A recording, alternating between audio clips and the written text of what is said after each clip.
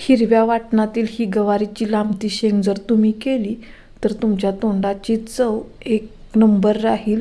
बघता क्षणी खाऊ वाटेल. एकदम चवीला अप्रतिम लागते. करायलाही एकदम सोपी आहे. तर नक्कीच हा व्हिडिओ पूर्ण बघा.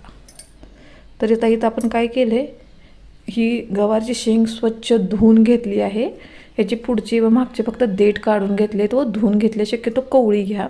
आता इथे कढईमध्ये मी एक 1.5 पळी तेल टाकते. आपल्या किटलीतील जी पळी असते त्या पळीने 1.5 पळी तेल टाकून घेते. तेलाचं प्रमाण थोडंसं जादा घ्या जेणेकरून हे चटपटीत छान लागते. आणि आता याच्यात आपण मोहरी टाकून घेऊया, जिरे टाकून घेऊया.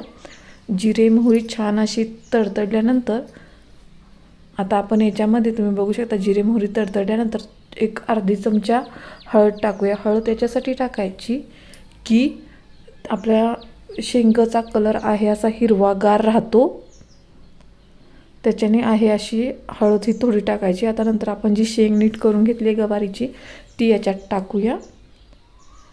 स्वच्छ धुवून घेऊन टाकायची.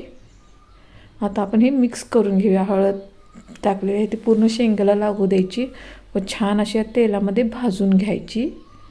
समजा 1-2 मिनिट आपल्याला भाजायचे, जादा नाही भाजायची. जर तुम्ही जादा भाजत बसला तर ती कडक होण्याची शक्यता असते.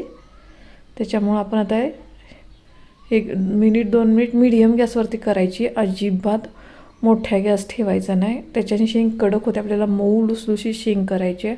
आता याच्यात चवीनुसार मीठ टाकून घ्यायचं आणि आपल्याला याला तेला मिठाच्या पाण्यात नाही शिजवायचं. वरून याच्यात आपल्याला साधारणतः एक शेंग बुडेल एवढं पाणी ओतून घ्यायचं आहे, जेणेकरून शेंग मऊ राहते, कडक होत नाही, चवीलाही अप्रतिम लागते. तुम्ही बघू शकताय आपली शेंग आता मी बुडेल एवढं पाणी ओतले. आता आपण ही झाकून ठेवूया. गॅस पूर्ण कमी करायचा व झाकून ठेवायची जेणेकरून शेंग चांगली शिजली जाते. आता आपण हिरवं वाटण तयार करून घेऊया. इथं मी एक 8-9 हिरव्या मिरच्या, कोथिंबीर, लसूण घेतला आहे. त्याच्यात शेंगदाणे घ्यायचे राहिलेत माझे, ते पण तुम्ही ह्याच्यात ॲड करा व असं मिक्सरवरती ओबडधोबड वाटून घ्यायचं. जादा बारीक पेस्ट करायची नाही. कच्चे शेंगदाणेही याच्यातच घालायचे. आता तुम्ही बघू शकता मी असं एकदम बारीक केलं नाही, कुटून घेतल्यासारखं आपण ही मिरचीची पेस्ट करून घ्यायची आहे.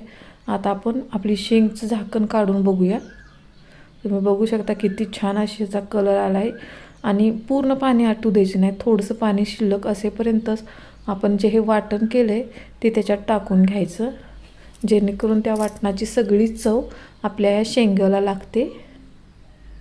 आता छान असं मिक्स करून घेऊया व अजून एकदा आपण झाकून ठेवायचं.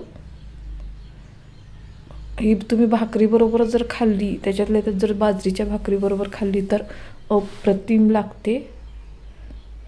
फक्त शेंग कवळी असावी. आता याला आपण झाकून ठेवूया. साधारणतः 5 मिनिट याला झाकून ठेवायची. आता 5 मिनिटानंतर याचं आपण झाकण काढूया. तुम्ही बघू शकता याच्यातील पाणी हे पूर्ण आटलं आहे.